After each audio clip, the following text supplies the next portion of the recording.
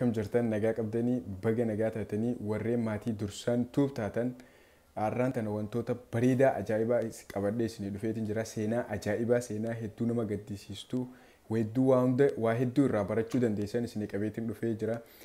Garuu warri chaanala kiyyaaf haarawaa taatan chaanala kana subscribe, like, share gootanii akka na hordoftan isiniin jaa, kana hordoftan isiniin jaa.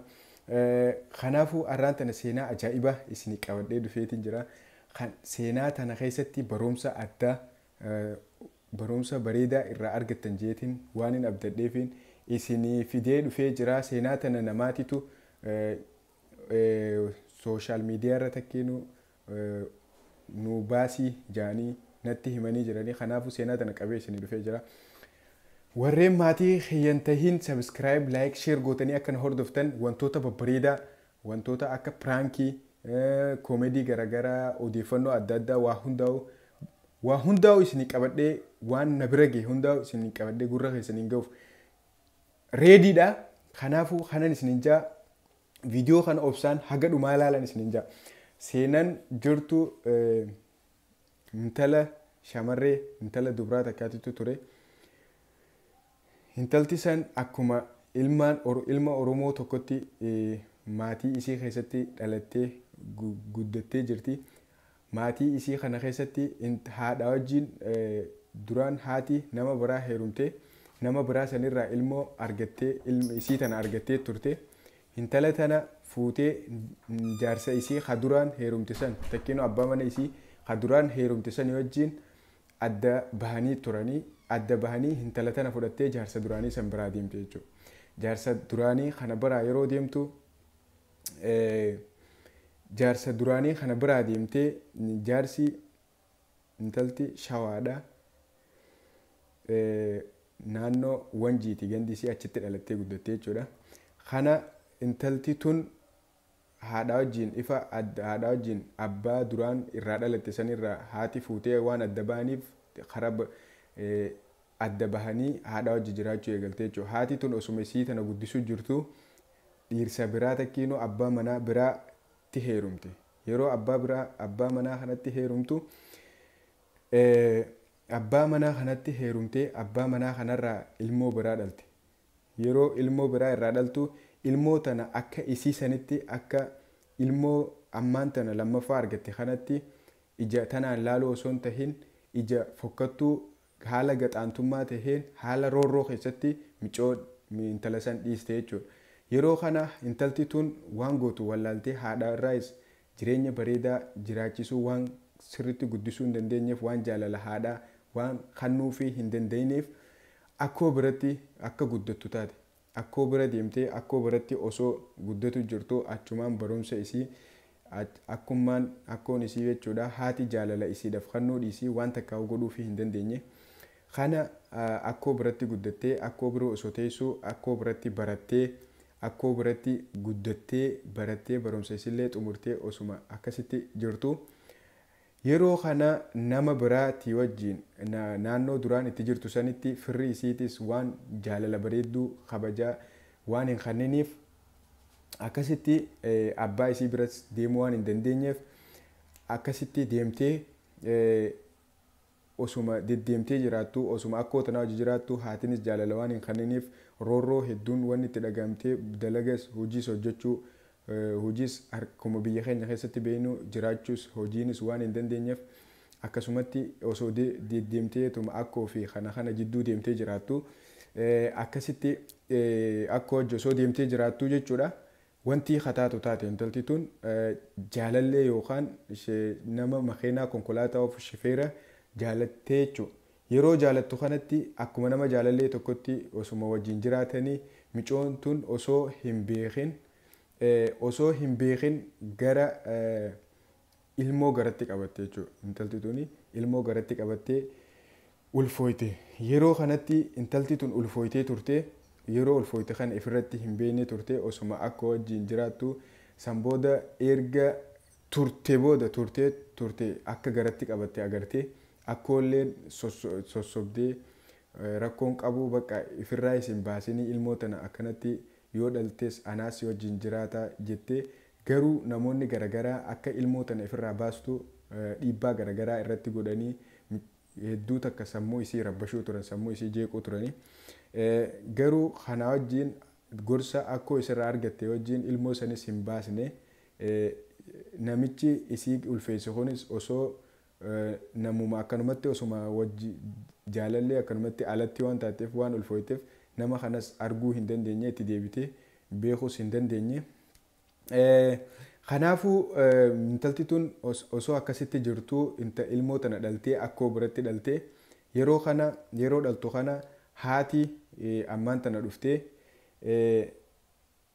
hedduu takka intala tanatti roorriftee jechuudha. Intala tanatti roorriftee intalti tun baay'ee takka roorrifamtee ilmoo dhaltellee ilmoo tiyya biyya tana keessatti guddifachuun hin danda'a akka fedhellee ta'u ilmoo tiyya niin guddifadhaa jettee akkolleen akka guddiftuuf ifa haa itti himte haati dhiibbaa garaagaraa irratti humte. Ati teetii bakka gochaa fofokkataa teetii diqaaladha.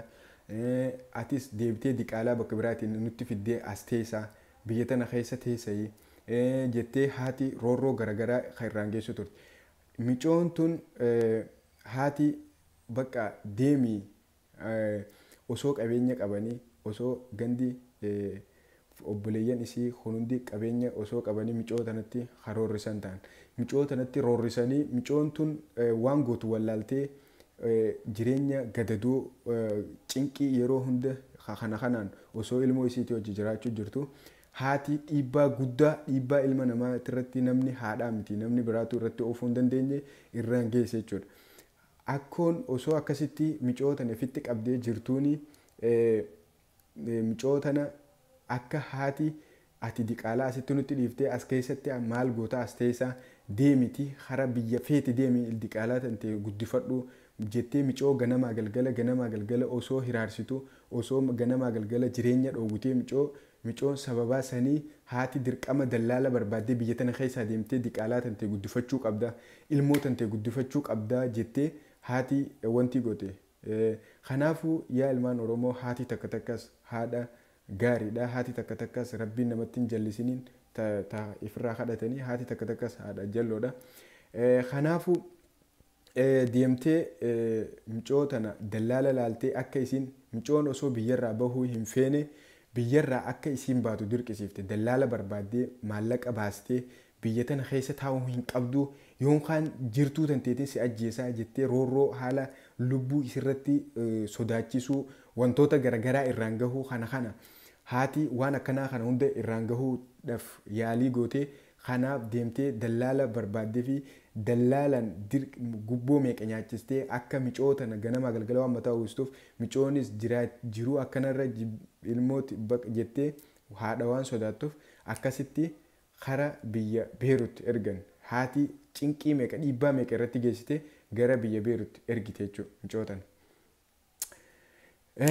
Micoo tana ergitee yeroo ergitu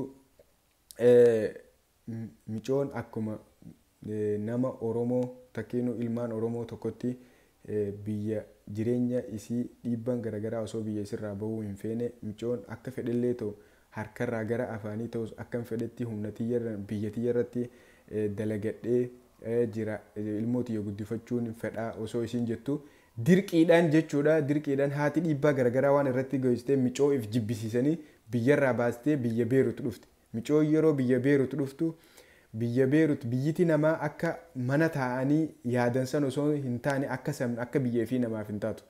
Kanaafuu micoon tun deemtee biyya Beeruutti san dhayxee biyya Beeruutti yeroo dhayxu biyya Beeruutti san dhayxee akka hojii eegalteen dallaalan deemtee kontoraataa achi deemtee akkuma achi jiraachuu eegaltetti manni isiin dalaydu sun mana hin taaneef jireenyaaf hin taaneef uummata akka jireenya roorroo namarratti geessisu maatii takka keessa nama 15 ol ka jiran huccuu isaanii miicii haala fokkataa keessa biyya namaa ni beektan roorroo garaagaraa irra gahee hedduu takka bakka dalagaanis hin taanee fi hedduu takka gandinis hin taanee fi roorroo adda addaa irraan geessisuu turan jechuudha uummanni kun.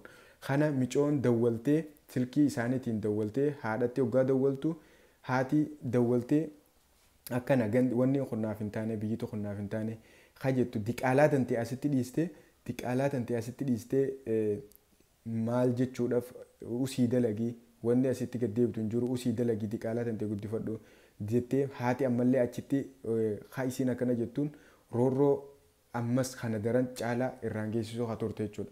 Kanaafuu micootana achittis itti roorrisanii achittis aramni roorroo garagaraa irraan ga'anii baatii 5 obsitee micoon mataan garagalee halkanii guyyaa dawwaltii jireenyi hin taanee fi maallaqaan kannanii fi roorroo garagaraa irraan gahanii dalagaan humna isiitti oli akka wanni takka wanni ta'eef hin jiru jechuudha. Roorroo ajaa'ibaa keessa seentee jechuudha.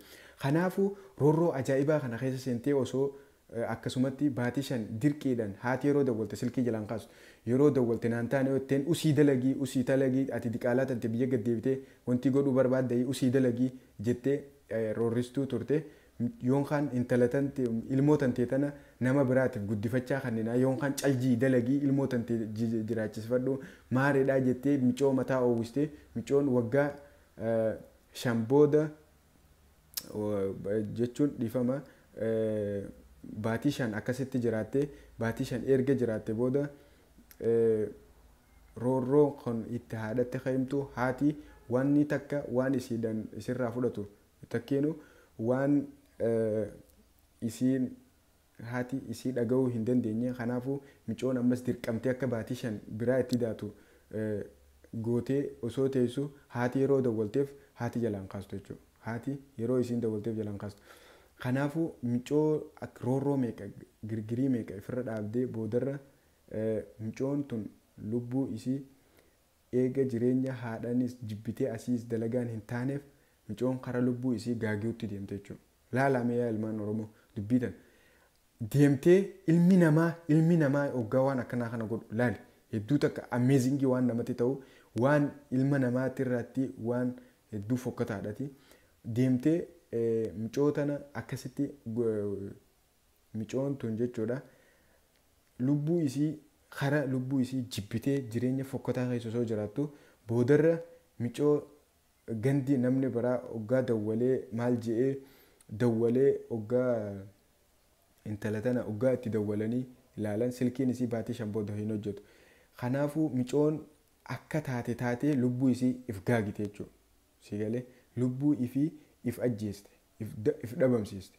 Kanaafuu lubbuu isii if dhabamsiiste erga micoon silkii hoggaa gandi biraatiin gandi akka wajji waltaanii hoggaa silkii dadawwalanii silkiin isin dalayduu kanaan booda micootana barbaadu eegalanii aramninis micoon tun duutee jirtii nurratti duutee jirtii jaanii imbaasii Itoophiyaatiin fuudhanii akkasitti reeffa isii habaatii meeqa taa'e reeffa isii akkasitti feestaala wali guuranii biyyatti maallaqa meeqa guuranii ammaan tana akkasitti gandi namni firaatis bahee maallaqa meeqa walitti guuranii akkasitti reeffa isii habaatii meeqa ture imbaasii Itoophiyaa dhaabbattee imbaasii Itoophiyaatiin wajji ta'anii akkasitti araboota sanii wajjis imbaasiin Itoophiyaa akkasitti dubbattee imbaasiin Itoophiyaatis bira dhaabbattee micootana akkasitti reeffa isii hara biyyaa deebisanii jechuudha. Maal jechuu barbaadeetti ni beekta namoonni dhiibbaa garagaraa biyyoota namaa keessatti yeroo rakkoon takka nama mudattes yeroo rakkoon takka namarra geesses rakkoo namarra geessesan furmaata itti goonee